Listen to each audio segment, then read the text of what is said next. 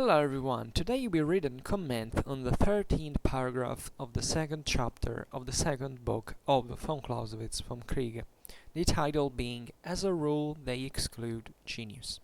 The text follows. All that was not attainable by such miserable philosophy, the offspring of partial views, lay outside the precincts of science, and was the field of genius, which raises itself above rules. Pity the warrior who is contented to crawl about in this beggardom of rules which are too bad for genius, over which it can set itself superior, over which it can perchance make merry.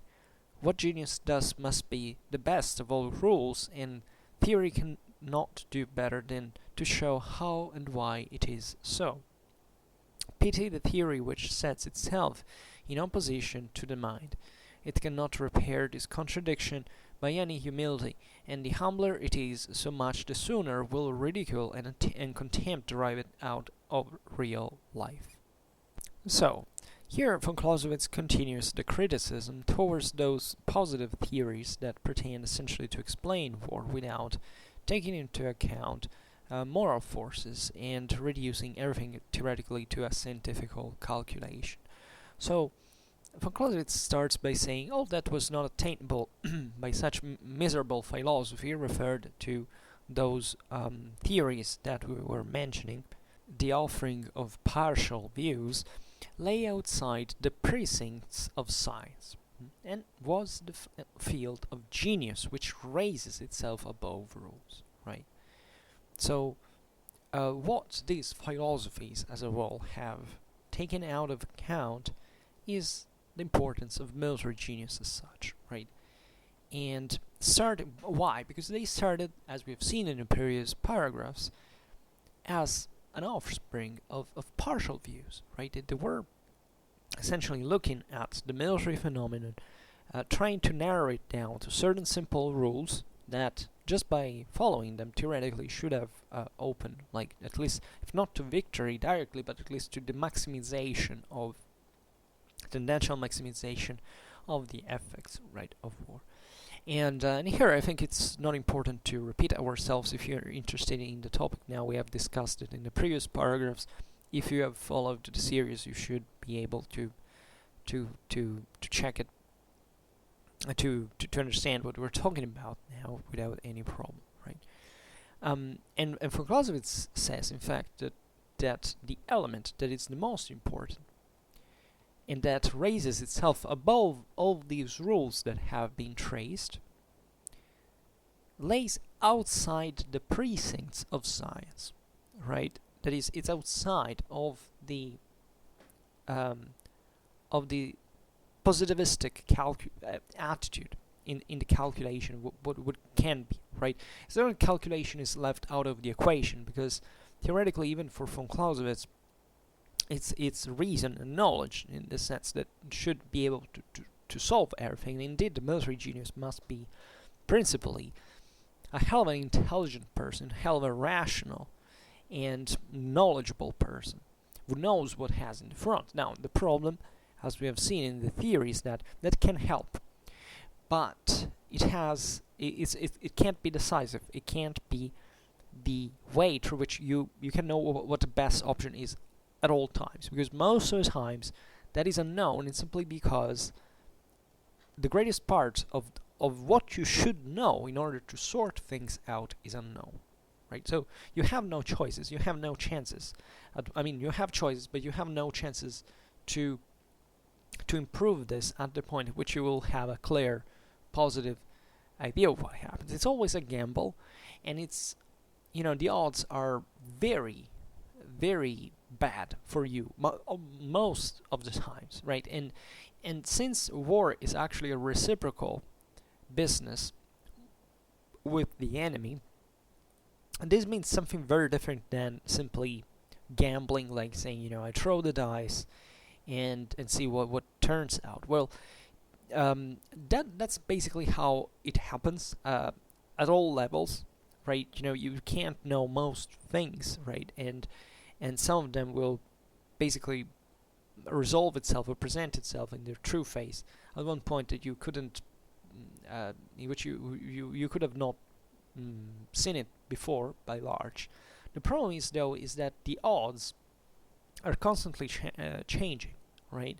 Because the enemy also is taking action, and it's taking action in the same obscurity in which you're faring as well, right? So there is not just in this sense an evolution, a transformation of the odds over time, but there is also a reciprocal action between you and the enemy, so that things that happen are not just pure chance, but they're based in fact on even on behavior, right? This is truly a game. War is truly a game, because it's not just it involves someone who is playing against you at the same time, right? So it's not pure gamble. It's also more or less leading the situation and taking decisions after decisions and making this situation evolve in a way that it's fundamentally unpredictable, right? So what von Clausewitz stresses in here is that what you can achieve, positively speaking, in war, most of the times is not going to be decisive, but it's important to bear in mind, to know, to be aware of the fact that this stands outside the purely logical, let's say, mathematical calculation, right? You can't stop in the middle of the battlefield and start calculating, I don't know, the wind and the terrain, everything, single square inch that you wanna control, right? You don't have time for that, so you have to rely on other capacities, right? We have defined the military genius, I think, if I'm not wrong, in the first book. And we have observed how there is a sum, essentially, of capabilities that largely draw also from knowledge, right, from this scientific approach. But they have to do also with courage, and a very particular type of courage that is determination. It has to do with your the so-called coup d'oeil, right? That this is an ability that fundamentally is developed by experience, but also requires a certain particular condition of mind, and a series of let's say of qualities that can be supported, however, must be supported by the moral strengths, right? And this is what von Clausewitz is pointing out here, is that basically the major and we'll see it better actually into the next paragraph, where we will take into consideration the moral quantities, how it's translated here, but it's basically the moral forces that are neglected by scientific approach, right? And that's one of the most problematic affairs in here, because as he says in the next paragraph, he will say something like, you know, there is a technique that definitely can be explained kind of scientifically speaking, like in architecture, in painting, everybody can know how you can achieve a certain thing, or I mean, mechanically speaking, or everybody will agree on perspective and stuff like that, things you can measure, in fact, scientifically speaking. But when it comes to renders or certain emotion and put your heart beyond the obstacle at that point, well, there is really how can you measure that? How can you measure the intensity of emotions and what they spark into you, and how can you frame this into a positive theory, right? Von Clausewitz tells us, yes, of course, he also described, for example, the various types of individuals based on their psychological profile and how resilient they are, how impetuous, how cold-blooded they can be, and there are different types. But once again, this is also kind of a scientific approximation that Clausewitz says doesn't take into account the fact that in every moment things might change at the point that certain characteristics can come handy, say more or less than others, right? And that all depends on what you find yourself in front of, and how at that point you're able to cope with that, especially not much with a technique, not much with a cold calculation, but also with this ability that goes beyond rules, that raises itself above above rules, right, and is able to play besides the rules on different levels, right?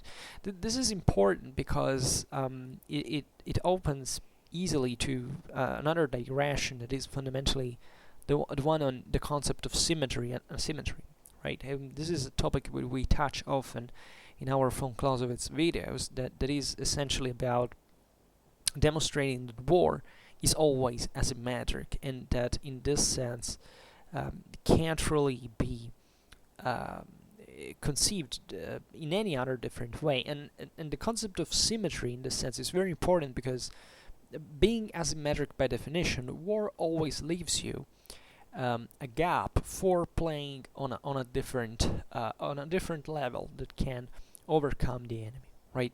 Symmetry also doesn't have to be understood like a level of a gradual level of strength, like you saying, I'm 5, you're 4. So once again, material quantities, and that was one of the first bases upon which the attempts of creating a positive theory of the art of war were based, failing, right?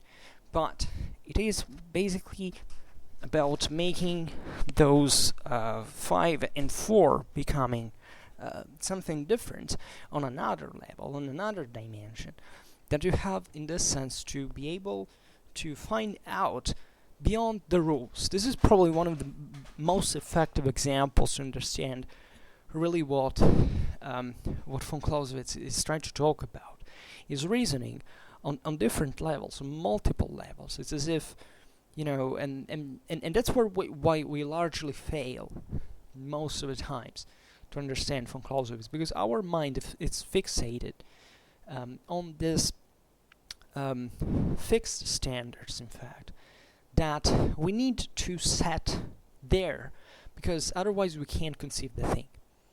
We talked a lot about war games and how they can be useful. They can even be able to represent approximately, and coming closer to what war can be, but it never can represent it fully, but not even by approximation here. I mean, it's not like arriving to 99% and saying, oh well, but there is that 1% out, and not considering what the problem is. Here is considering the whole matter on multiple systems and standards. It's like conceiving that there is 1,000,000%, right? So within which that 1% doesn't count practically anything, right? It's like playing chess and pretending that that the rules of chess are those ones, and that the game has to remain fixed within those rules.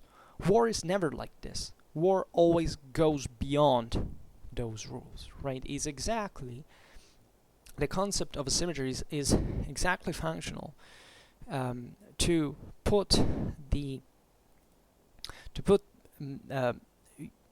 fighters in a condition in which their advantage on a particular ground is nullified, right? That's really one of the most important aspects of the story. That's what really makes the difference, and how you really win a war, or how you can win a war. So here, that's where the genius comes into play, because it's not anymore a matter of being a perfect computer that can sort out all data by themselves, but it's being creative, it's being inventive, and trying to find new solutions on the base of programs. I mean beyond the rules that programs can give you, right? And thinking it through in a completely different way. And also the example, the digital example, is particularly meaningful, right? Because it is true, for example, now that we can set certain calculators to sort out even how the market will evolve in a few days. I would say, in some time. I don't want to say, but and better than what economists do. But that still answers fundamentally to a program that you have created. It's not a program that all of a sudden gets kind of a consciousness, an awareness by itself. It's still basically an enormous system that we have created to work exactly in the way it does, and basically it's not capable of doing anything else. I mean, being automated doesn't mean to reach something, and same goes for programs. Like, you can't collect a freaking lot of data. This is becoming very fashionable in some academies, but which proves in fact how low that they can fall objectively. And these researchers are mostly big researchers with large teams of researchers and people that collect a big amount of data and like to play with numbers in a way that can even be productive. Like, there are many things that you can find out statistically speaking for which you use a computer for making it work. But the point here is understanding, for example, the motive for which you do that, and where do you want to get, and what do you expect that data will tell you, right? Because if it's simply a divertissement, the conclusion is that you've done it just to see what happens, or maybe just to test a machine and think of further application. That can be the thing. But relatively to the specific topic of research, I mean, if you don't put in there your human mind to give a meaning to it, so that it can be, even what you find out can be framed to a further system research and to complete certain pictures you're interested in, well, that doesn't do it by itself, right? So it's the inventiveness that at that point changes everything. It's the ability to veiculate, if you want, your potential, right? Your talent, your resources, your moral, your physical resources, everything you can put together fundamentally to achieve one goal, right? And all of this, as we've seen in war, is complicated by the fact that the 3/4 of where you have to go is basically unknown. That you have someone you're fighting against, so you're not against a fixed object that you can keep under control, because the enemy is changing constantly, and the way it changes you directly, immediately, right? This is also very important to understand. It's not like a game, there's one match and another, you wait, you have time. The chess is a good example of that. Here things change beyond your control. I mean, between two armies that fight, obviously there is two different intentions in there, two different wills, and the idea that they want to destroy each other, but there's still a lot of things that will happen on that field. They are completely out of control of the two armies, the two commanders, right? And they can't be controlled, right? They can't be foreseen as well. And very often we don't have much time to decide either, because if you put ourselves at a table, like studying for 20,000 years straight, how that battle could turn out, well, if we would make it happen, it would turn out in a way that we were not able to predict, right? Yeah, approximately you can say, well, it happened this, maybe, yeah, but still the way in which it happened is going to be very different in considering all the various elements, if anything. Can't stop even to the individual human dimension of the single soldier, right? But they will have a different outcome, right? It's like simply statistics, right? But it's a very complicated statistic, because what you have to take into account is ever more complicated, basically, than any other human activity at one point. There is a lot of pressure, and in fact, as von Clausewitz will explain and we recalled, there are lots of unquantifiable measures in here. Like, how can you quantify morale, right? Try to do it and see what happens. What does it even mean in the first place to quantify morale, and how can you measure it over time, and what kind of practical positive use you can do of that knowledge. I mean, even assuming that you can draw some of that, because at the same instant in which you have measured it, that has already changed, and it's influencing the whole system in a wholly different way. So that's how complicated it gets. And always remember in this sense that for von Clausewitz, war is a clash between moral forces, right? It doesn't get like Genie, for example, wished to sort of a topological solution for which you look at the battlefield and you pretend that there is a way you have to deploy for which that is going to be the best thing ever. Where are the moral forces? Where are essentially all the elements you can't control out of that field, right? That's particularly important, and it raises many questions, because you realize at that point that there is practically no way to calculate this, and that especially moral forces are the larger variable of the equation, and that's the one that exactly poses the greatest problem. And the moral resources intervene with feelings and emotions, and what's the person that can keep them in control, especially in such a terrible event like war. And I'm not talking just about people on the front line that fight actively with bullets whistling over their heads. We're talking also about the headquarters that have to deal with immensely more complicated problems than the ones on the field, because the ones on the field can be the hardest, but they can bring to relatively results. Instead, if a general screws up, basically, thousands of people will die, right? So it's much worse in terms of even practically of moral resources, because also the general is not someone detached from reality, from politics, from society. So that person bears a huge responsibility that falls on him and doesn't help him to think straight. So that's also something you have to consider, that is very important in this equation.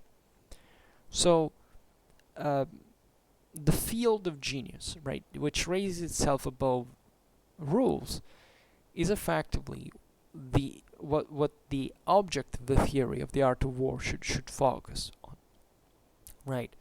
And von Clausewitz, in fact, goes on saying, "Pity the warrior who is contented to crawl about in this beggardom of rules, right, which are too bad for genius, over which it can't set itself superior, over which it can't perchance make merry," right? So this is a hell of phrases. And because the genius basically knows how to put itself above these rules, and even how to have fun, to make fun of them, right?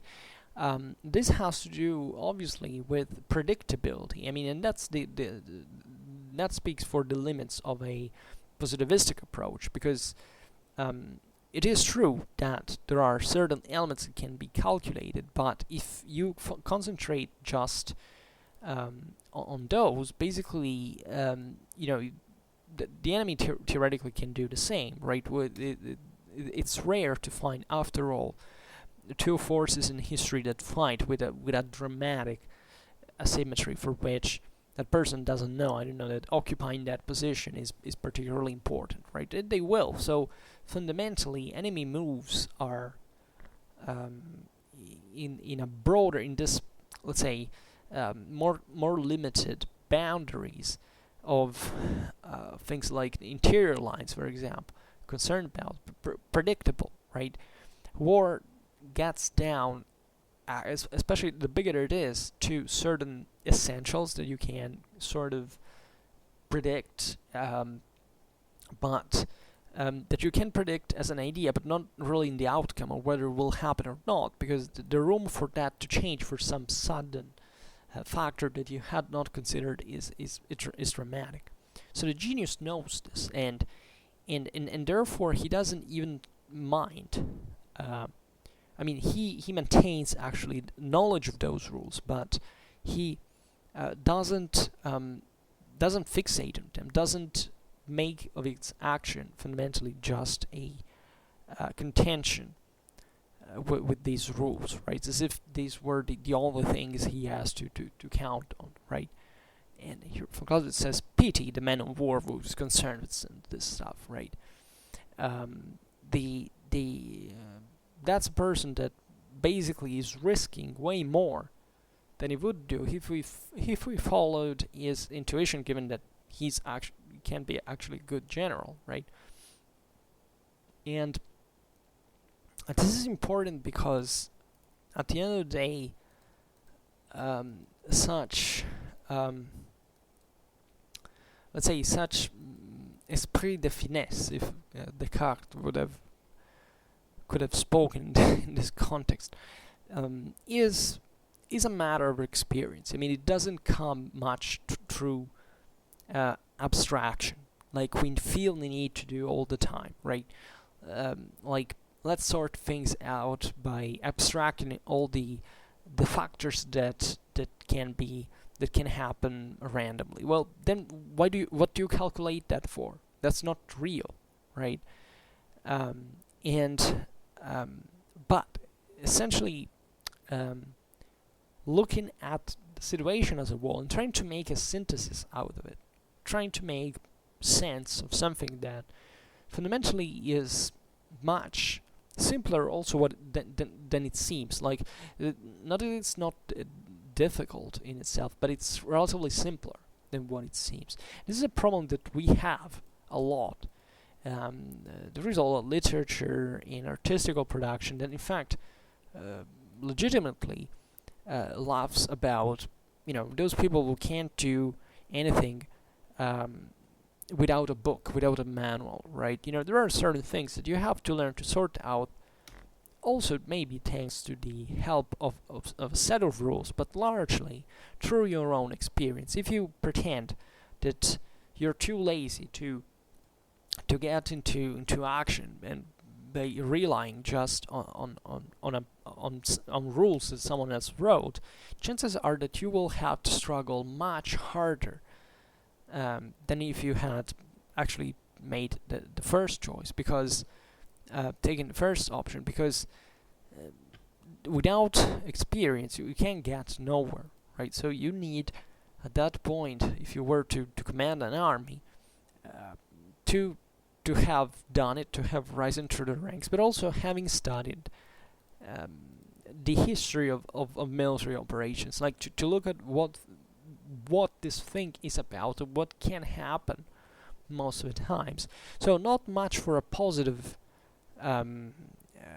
intention, like of guiding the army doing something, but rather avoiding the worst, right? Knowing that there is attrition, there is a fog of war. So lots of things that if you pretend to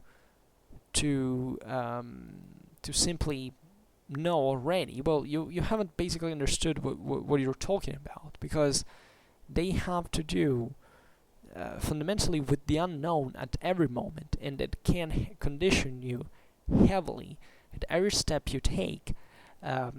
If you haven't thought about them thoroughly before, or at least if in fact you're not aware of them, and you pretend you can do everything without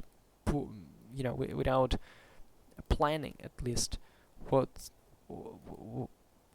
you can do in case things go seriously wrong, right? And that's where the positivistic attitude fails into this, because it crashes against reality.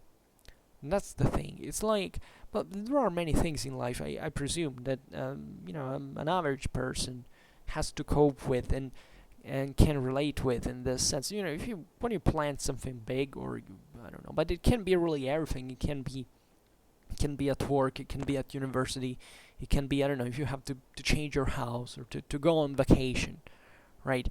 And can you really guess how it's going to turn like, and how it's gonna be? You can plan that, and having therefore a positive idea. Like, I for example, I love to travel by by car.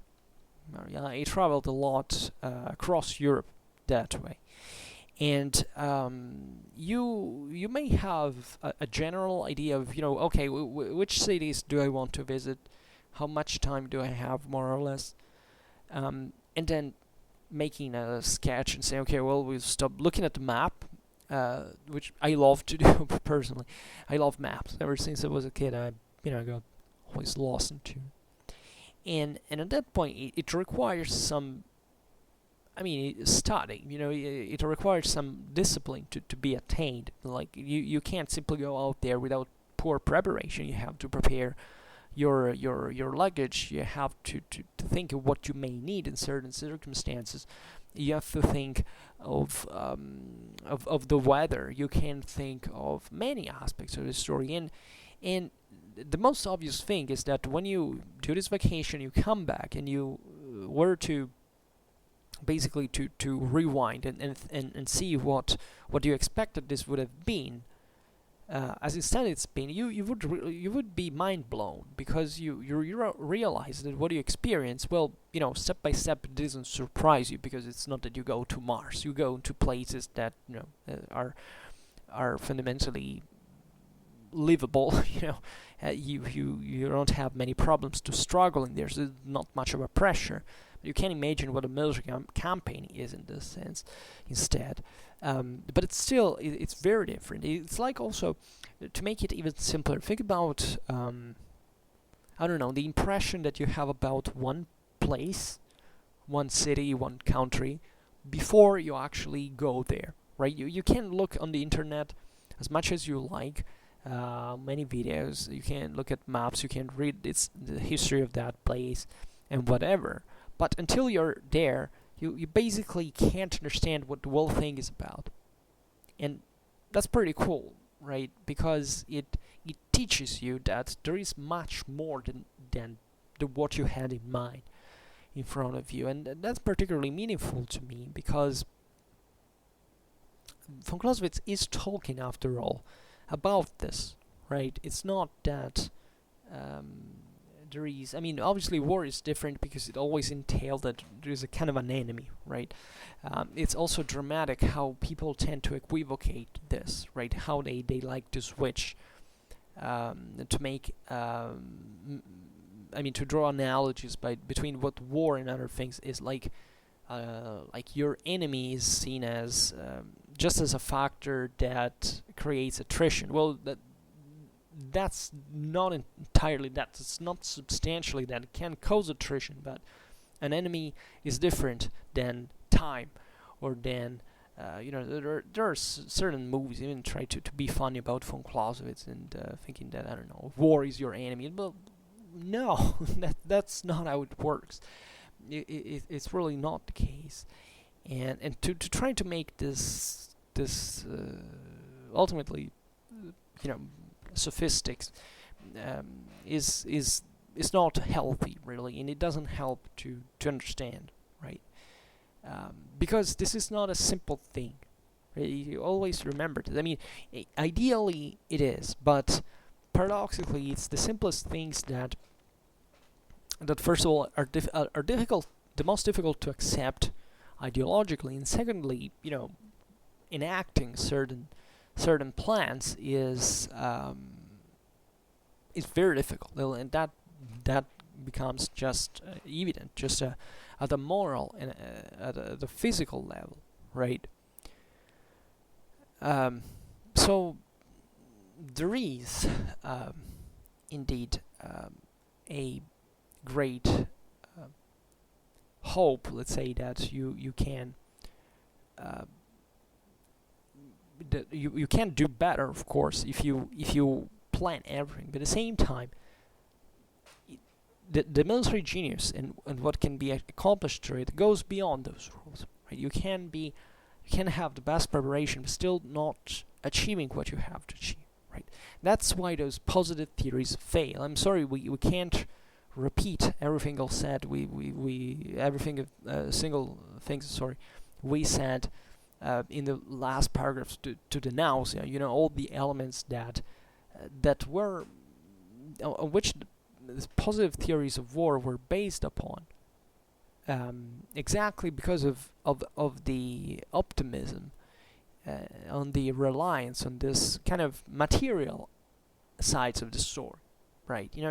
Because recurring to those material side and things you can calculate everything scientifically on the base of those measurable units, it implicitly corresponds already to the exclusion. I mean, to actually more than that, to the failure in the surrender, in the declaration of surrender, to understanding other factors that are obviously out there, that are the moral ones, for example, that since you can't measure mathematically, you take out of the equation. Why? Why should you calculate war just by setting an amount of rules together that pertain just with physical sides of the factor? Well, because I can't calculate the moral ones. Well, is that really an answer? Like, it's like getting into a car without fuel and trying, to switch it on and to pretend to make it work, but you don't have any fuel. And well, it's a bad example because it still sticks to material objects, right? But it kind of, that's the point. You can't go on with that car, right? You can't make it work. So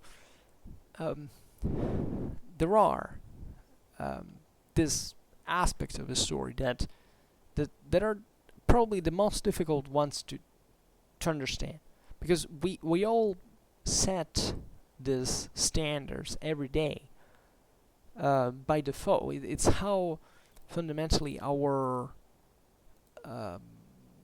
our mind is set. It's how we think this, usually from a modern point of view, right? I just need a tool to do that. I just need a data to do that. I don't need experience. I don't need the possibility that I will change, right? And much of this comes simply from the fact that until you don't know a certain thing, you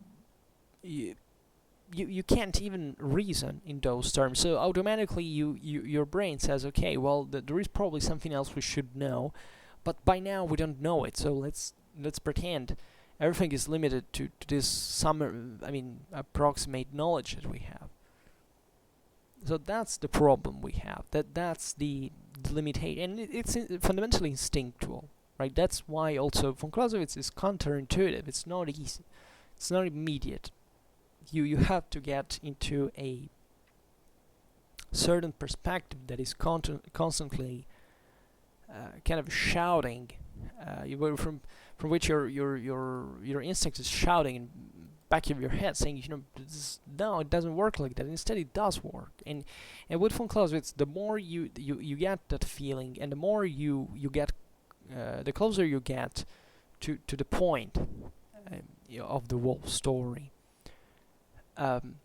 So what von Clausewitz says by going on is that the genius has to, on the contrary, basically build its most beautiful rule and on its own, and therefore the theory of the art of war, right, of the conduct of war, has nothing better to do than to demonstrate how and why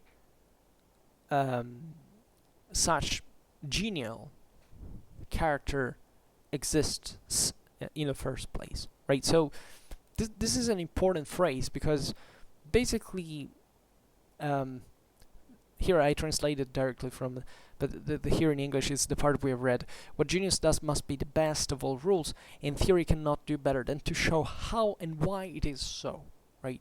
So this is a very important phrase, because it basically tells you in a nutshell what the object of the theory of the art of war should be in this sense. And the objective should be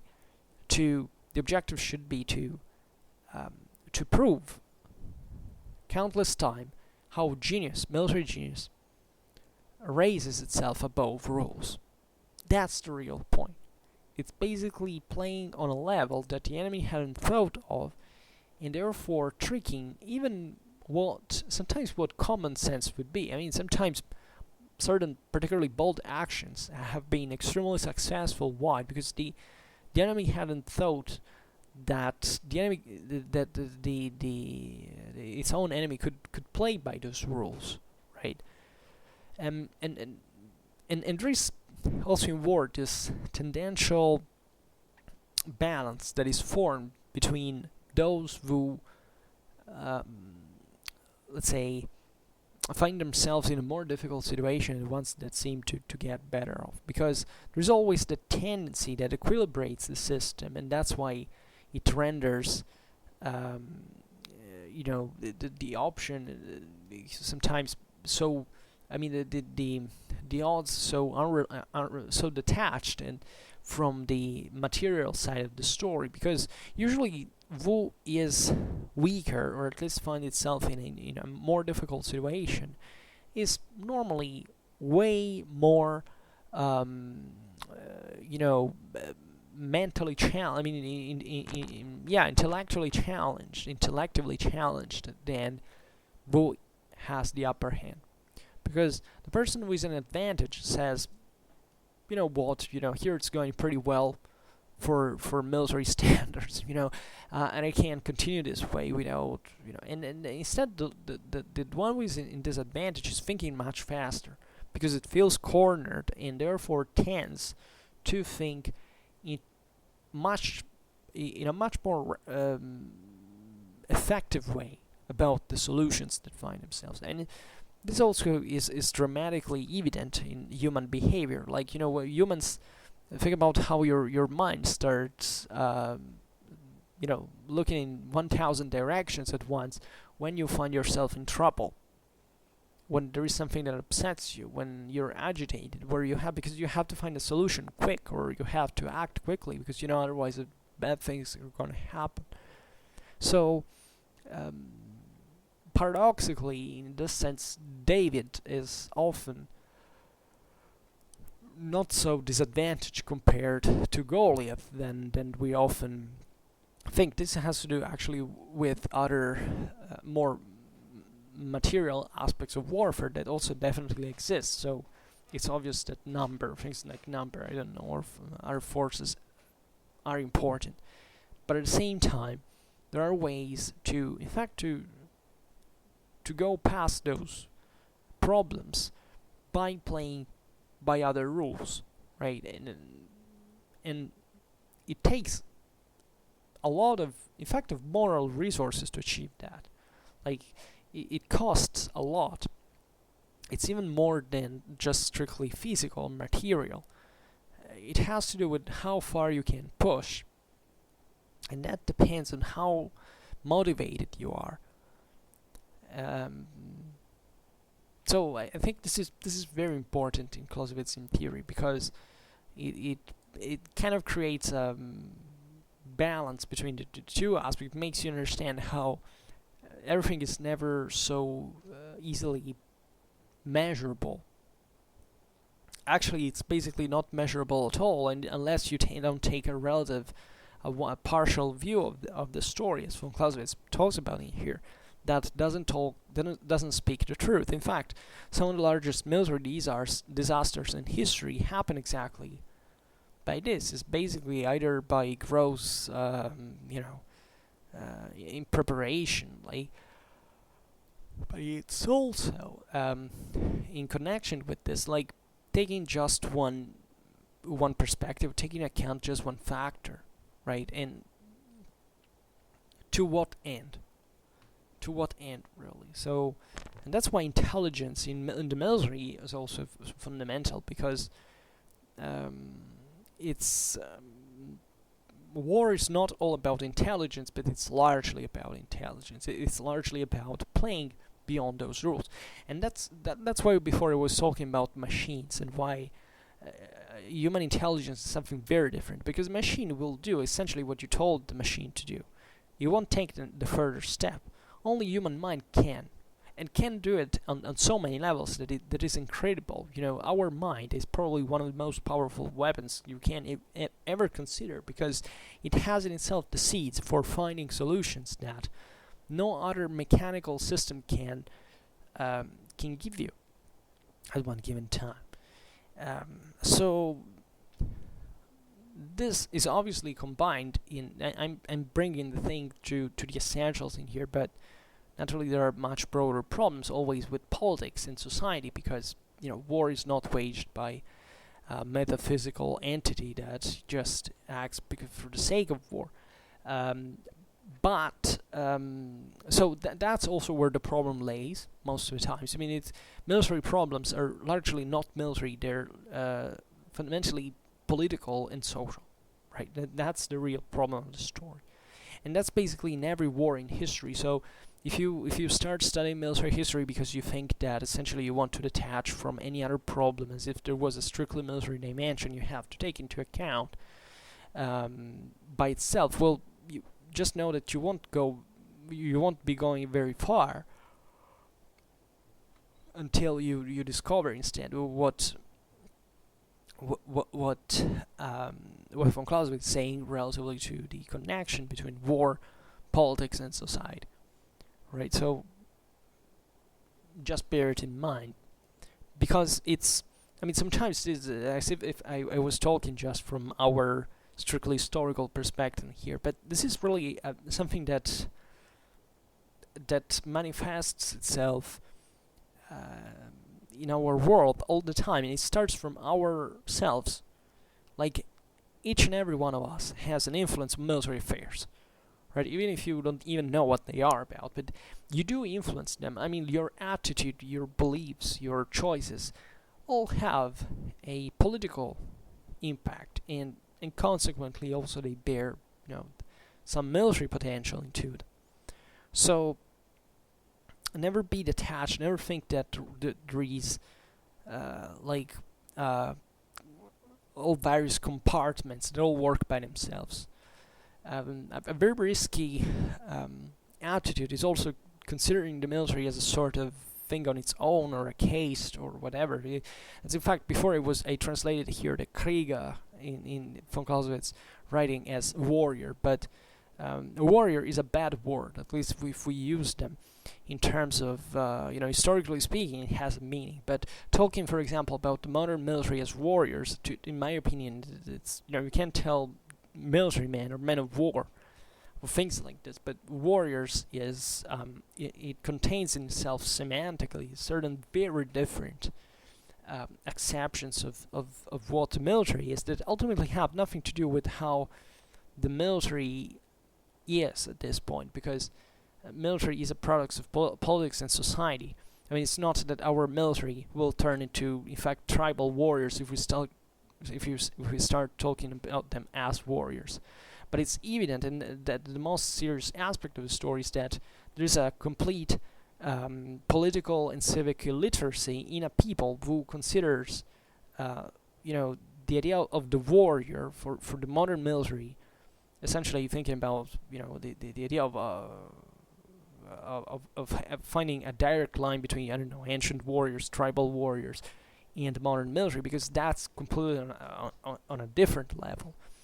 And it works the way it does is essentially because we're not warriors anymore, and thank God we are not, as military men. I mean, that's the point, right?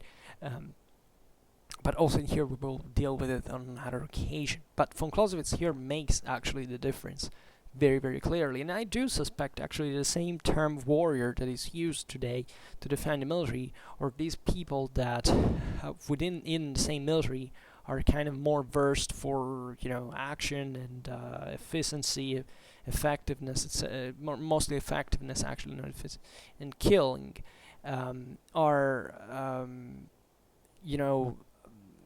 is a term that derives from Clausewitz, because the translation of Kriege in German from German is very different from what you render in English as with warrior, right? In English it means something. I mean, it does have theoretically that let's say, not strictly the etymology, because warrior comes from war, vera, this other Germanic word that is a bit of a different thing than the Krieg in itself. So, but the important thing is also to be clear with terms and not to be carried away emotionally by these topics, by thinking that here it's written warrior, so I can picture in my mind such I don't know, the military or how politics works, like thinking that this is like the ancient tribesmen that fought, because those did for their own prestige, that have nothing to do with the for their honor, for their prestige, their individual prestige, not as citizen soldiers like we do today, right? It's just a wholly different thing. But once again, there is a lot of civic and political illiteracy in this world, in our West. Like, not saying that the rest of the world is better, but still, as Westerners, I believe that this is not a mistake we can afford, because I suspect that also some of the greatest problems we have today in understanding politics and military force, violence potential, military potential is it stems from essentially not looking at this definitions also with the due criterion, right? So von Clausewitz concludes by saying, pity the theory which sets itself in opposition to the mind. It cannot repair this contradiction by any humility, and the humbler it is, so much the sooner will ridicule and contempt drive it out of real life, right? So here, the translation could be equally something like, woe to the theory that opposes itself to the spirit, right, to the mind, to this idea that in fact is the ability of going is this very resourceful element of our intellect, our intelligence, strictly meant, that in fact those positive theories we have, those attempts of drawing, let's say better, a positive theory, starting from strictly material objects, entail, right? Pity the theory which sets itself in opposition to the mind. And that's exactly what those theories are doing, right? And this is already raising itself above rules by stating this, because those are rules. And what happens in here, it's not that you know, this guy has played by those rules better than anyone else and therefore has gotten to the top and just think that that's a genius. The genius here means rejecting those rules, or at least rejecting them as the mean that can lead by itself to the top, because those rules by themselves and by these doctrines, theories more than else, more than the rules strictly meant, that can even be based on some healthy concept, go in the same opposite direction than the one of real effectiveness. So it's as if following exclusively those rules without basically giving up your intelligence, right, in exchange of them, is going against what how to win a war is really about.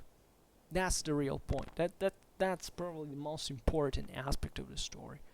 That's what it means to really get to the point in terms of defining the art of war, the conduct of war, and its geniality, and the geniality that is required to make it work, right? So just know, if you stick to those material dimension, right,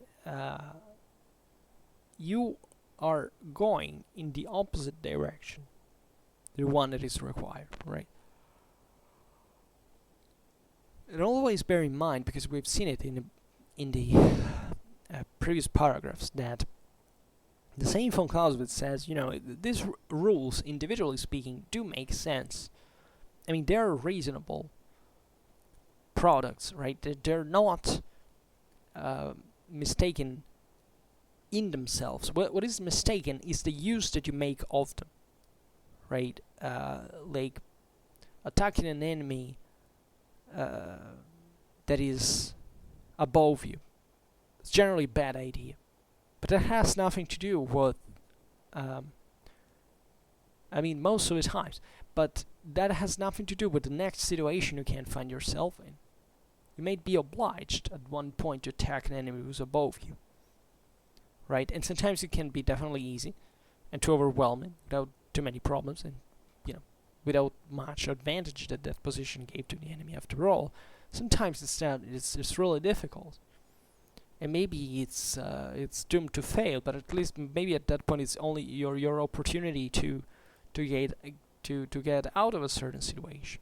So you see how much this can vary, and how you can draw, for example, from a general principle that is normally valid, who is above usually has a clear advantage on the ground of that specific conception, but by itself it doesn't tell us anything on how it and can be applied and when, right? And everything changes at the same time. Hell, sometimes you should even maybe sacrifice one unit to achieve something. You may be in that condition to prevent to achieve something else, on another level, right? And there is so much in this sense that you can't frame into two rules. And that's why the human mind is the only one who has the potential, right, to overcome every solution, in theory, of course, without playing by those rules, but going essentially above them, beyond them, right? And von Clausewitz makes this last concept, this last remark is equally interesting. He says that this theory that sets itself in opposition to the mind cannot repair this contradiction that we have just explained. So the fact that it goes against actually what it needs to be done, it can't by any humility, right? A humble theory is not gonna be good. A humble theory can be, polite in a sense, but it doesn't make it better, right? And von Clausewitz adds, and the humbler this theory is, so much the sooner will ridicule and contempt drive it out of real life, right? So this is even more important, because the concept here is saying, probably in a different sense, because what von Clausewitz here is talking about is not really humility in itself, but it is humility in the sense of saying, okay, like I formulate this positive theory of the art of war, but I start setting so many distinctions as possible to try to cover as many situations in which this rule that I have created may not work, right? And at that point, what did you write it for? At that point, it's better if you stick to an absolute thing that doesn't mean much, like saying, attacking the enemy on an above level, for example, is bad and you shouldn't do it normally. Then starting to find so many excuses for such approximation that soon will ridicule and contempt will take over, right? Essentially by direct experience. That's the real point. And human minds most of the times are really very simple, right? All of these problems are not even touched, so that paradoxically, even intellectual development, sometimes it's bizarre, because there was a thinker that said something like this, if you're completely ignorant, you don't have the malice. You don't create many problems by yourself, because you theoretically are pure and naive, right? But there is a huge problem for the longest spectrum of human beings that are in between a situation between full naivety and kind of full wisdom, right? That is extremely conflictual, because basically you're ignorant to be I mean, you know something that maybe can do some good, but at the same time you're still too ignorant as a whole to have reached a satisfactory level of intelligence and wisdom regarding to how you can apply your knowledge, the knowledge you have acquired. So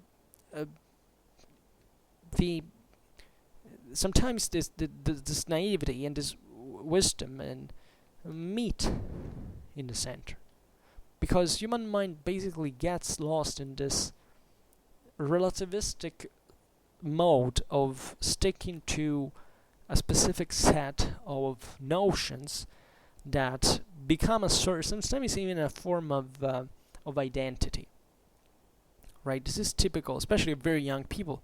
I mean, very young people who, I don't know, even when they read something, they for the first time, they take it as even as a sort of doctrine, right? As something reads that becomes sort of identity in a certain way, part of themselves, and then it's just when they grow and they read something else that will change their mind. It will realize that all that kind of push and fanatism to try to find the right solution, it's not what really counts, right? It's this obsession sometimes, even of not being prepared. It's this typical of immaturity, actually. It's this idea, I'm not ready, I fear to do this, I don't know. Sometimes, I mean most of the times, you just have to do whatever you feel, right? Which doesn't mean anything, because once in here, also in here, because basically you can still do very bad. But at least it's by even making mistakes that you can improve and have a more sensible idea of what that thing looks like, than being obsessed about getting it right, setting it right since the beginning. I don't know, when I was younger, for example, I was much into philosophy, really, and in high school, and there was a moment at the end of that period that, for which, for personal reasons, I was pretty sad. Essentially because I had been rejected by a girl that I loved, and the problem is at that point that I felt, but this is a separate problem in the sense that I felt that I had somehow made a mistake on the grounds of beliefs more than else, right? Of strict beliefs. Like with philosophy, I had attempted to set basically a rule of behavior, like a moral code, a certain mechanicistic approach to life, like trying to find the perfect balance, the perfect equilibrium, scheduling your day, and it did work well for a certain point of view. I mean, that was quite of an achievement in that part of my life, because I was positively driven by such feelings, and I was happy. I was extremely successful, by the way, in many things. But then when this thing failed, because at one point it kind of things change. I mean, it's not even that they failed by themselves, right? It's reasoning, thinking, but there is an absolute answer that makes you feel as if you fail individually, right? Instead, made me, and I didn't know that yet at that point. So that thing put me in I was in crisis, right? I didn't want to do anything because I had believed so much in that system that now that it crumbled, it left me like, I'm completely without any base, any support. And I was studying philosophy again by saying about what is the best philosophy, what is the best thing, and then realized, happily, that there is no such thing. That you can take, that you can benefit enormously from knowing philosophy, from knowing perspectives, from having knowing different beliefs and opinions. But the beauty of that is behaving. I can't even say by yourself, because that would still assume that you have to define yourself. That's not a problem.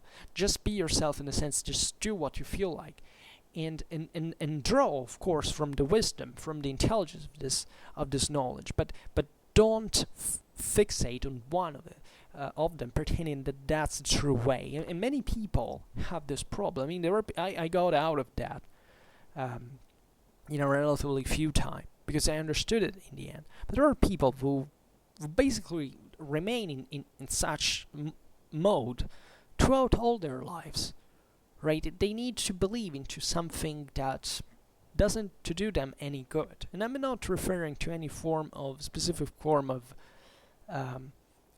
for example, of spiritual belief, right? You can that may help as well. Hell, there are maybe even certain political beliefs that help you. Even if, but as long as you don't sclerotize into them, as long as you don't make it a reason of living and not a tool for living, right? That's the point. That it can help you even to define who you are. You will arrive at one point which you will have to say, maybe I'm still stuck to certain beliefs I had, but I managed to